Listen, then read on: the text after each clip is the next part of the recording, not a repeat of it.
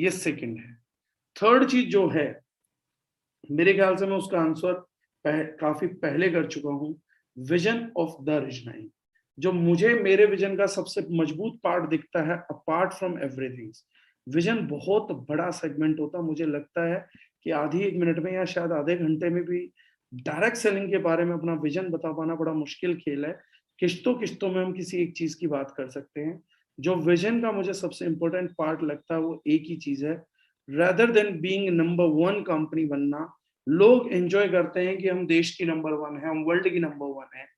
मुझे लगता है हमारे को बेस्ट कंपनी बनने की तरफ कोशिश करनी चाहिए कि लोग ये बोले कि मुझे प्रोडक्ट चूज करना है तो बेस्ट कंपनी द रिजनाइन है, मुझे करियर चूज करना है तो बेस्ट कंपनी द रिजनाइन है, मुझे सम्मान के साथ सोशल स्टेचर को मेंटेन करते हुए काम करना है तो ओनली कंपनी द रिजनाइन है। अगर इस तरीके की चीजों को हम करते हैं तो मुझे लगता है कि यही काम करना हमारे विजन का सबसे बड़ा पार्ट है। Educated crowd with quality products, reasonable pricing, not cheap pricing, reasonable pricing and superb result delivery और solutions to the society। और इसके साथ साथ पैरेलली अपने उन चैलेंजेस को कंट्रीब्यूट करना जिसके साथ हर बुद्धिजीवी लड़ने की कोशिश कर रहा है। Let's be an army against the fight of pollution chemicals. हर बड़ा साइंटिस्ट लड़ रहा है, चीजों को नेचुरल करने की कोशिश कर रहे हैं, सोलर लाइट लाने की कोशिश कर रहे हैं, इलेक्ट्रॉनिक व्हीकल लाने की कोशिश कर रहे हैं। चलिए उनके साथ एक आर्मी बन के लड़ते हैं जो लोग इस प्लेनेट को बचाने की कोशिश कर रहे हैं। हम नहीं बचाएंगे, बट कम से कम जो थोड़ा बहुत करेंगे उससे कुछ सहारा तो मिलेगा। मुझे एक व्यक्ति ने कभी क्वेश्चन किया था, मैं आज वो स्टोरी आप लोगों को भी रिपीट करता हूं ताकि आप लोग किसी को बता पाए। एक व्यक्ति ने मुझे बोला था कि ये क्या दकियानूसी विचार पे आपने कंपनी खोल दी, आपको क्या लगता है आप दुनिया को केमिकल से बचा पाओगे? तो एक ने कहा कितने केमिकल से बचा लोगे, चलो मसाले ऑर्गेनिक दे दोगे, कॉस्मेटिक ऑर्गेनिक दे दोगे, क्लीनिंग प्रोडक्ट्स भी आपने ऑर्गेनिक कर लिए, ठीक है, organic in the sense biodegradable या नेचुरल कर लिया, लेकिन हवा से भी केमिकल पोल्यूशन कैसे निकालोगे, पानी से कैसे निकालोगे? तो मैंने उनको एक कहानी सुनाई थी, वो मैं आज आप लोगों के साथ शेयर करता हूँ। एक बार एक जंगल में आग लग गई। जब जंगल में आग लग गई तो सब जानवर जो थे वो चिल्लाने लग गए, पैनिक हो गए, इधर उधर भागने लग गए।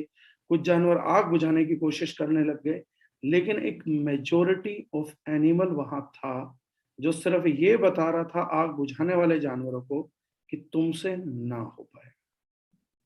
एक चिड़िया उड़ उड़ के जा रही थी और वो चोंच में पानी भर के लाती थी और आग पे डाल देती थी, फिर चोंच में पानी भरती थी, आग पे डाल देती थी। छोटी सी चिड़िया थी। उस टाइम एक हाथी ने उससे पूछा कि तुझे क्या लगता है ये जो चोंच में पानी भर भर के तू डाल रही है, क्या तू इससे आग बुझा पाएगी? तो चिड़िया ने कहा देख एक बात समझ, आग लगी है तो हिस्ट्री लिखी जाएगी कि इस जंगल में किसी समय में आग लगी थी और उसके दो नतीजे होंगे, या तो आग बुझ जाएगी या आग जंगल को जलाकर खाक कर देगी। तो इतिहास लिखा जाएगा कि इस जंगल में आग लगी और ये जंगल तबाह हो गया, और या लिखा जाएगा कि इस जंगल में आग लगी और इतने दिनों में काबू पा लिया गया और ये जंगल बच गया।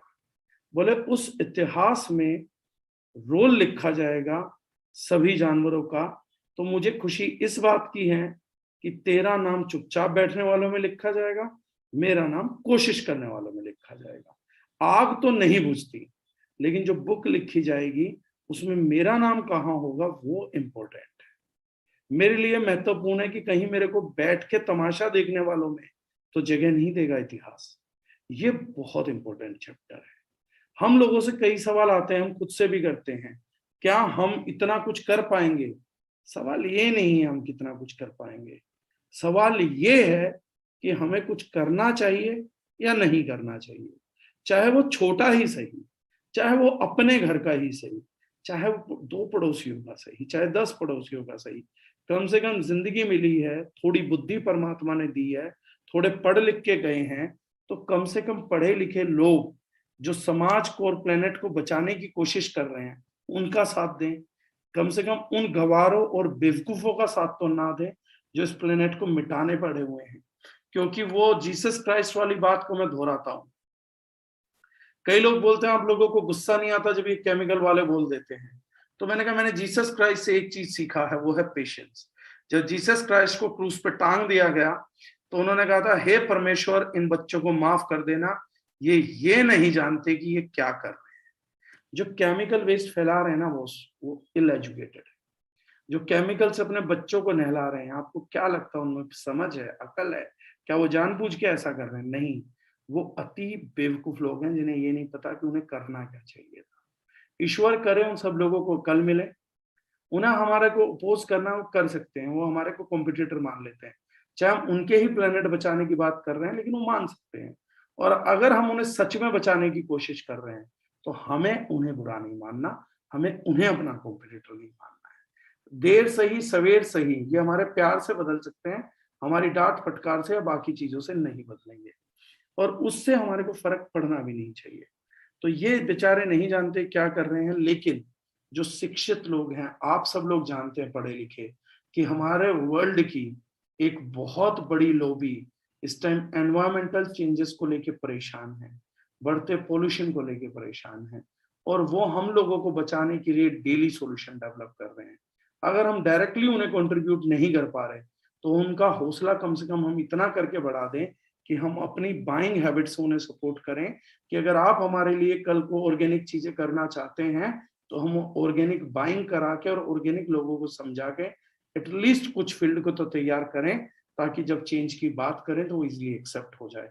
और मेरा विजन ये है कि शायद दारुजनाई, मैं देख पाता हूं कि अगले 5 साल में हमारे इस देश में सबसे ज्यादा लोगों को एजुकेट करने वाली ऑर्गेनाइजेशन होगी। टर्नओवर क्या होगा क्या नहीं होगा वो ऊपर वाले के हाथ। जरूर मैं मानता हूँ अच्छा ही होगा, हर बच्चा जब ईमानदार कोशिश करेगा तो ऊपर वाले ने रिजल्ट्स में तो कभी कमी नहीं दी है। जिस तरीके के प्रोडक्ट रिजल्ट्स हमें मिले हैं वो सोचे भी नहीं जा सकते, एक्सपेक्ट भी नहीं किए जा सकते। और मैं मानता हूं हमारे को ईश्वर आगे बढ़ाना चाहता है, शायद इसीलिए वो हमारे प्रोडक्ट्स के रिजल्ट कंज्यूमर्स को दिलवा रहा है। शायद उसको लगता है ये सब बच्चे मिलकर अच्छा काम कर रहे हैं, इसलिए हमारा साथ दे रहा है। और मैं ये भी उम्मीद कर रहा हूँ कि हमारा साथ इसी तरीके से जारी रखेगा, और अगले 3 से 4 साल में अगर कुछ हम सबसे बड़ा मिलके कर पाएंगे तो अपने देश की पॉपुलेशन के एजुकेटेड लोगों को कम से कम उन लोगों के साथ खड़ा कर पाएंगे जो लोग हमारे ग्रह को, हमारे वातावरण को, हमारे पानी को और हमारे को और हमारी अगली जनरेशन को बचाने की कोशिश कर रहे हैं। कम से कम बड़ा कुछ नहीं कर सकते तो छोटे से ना चुके, ये दारुजनाइन में रिस्पॉन्सिबिलिटी जरूर है। इस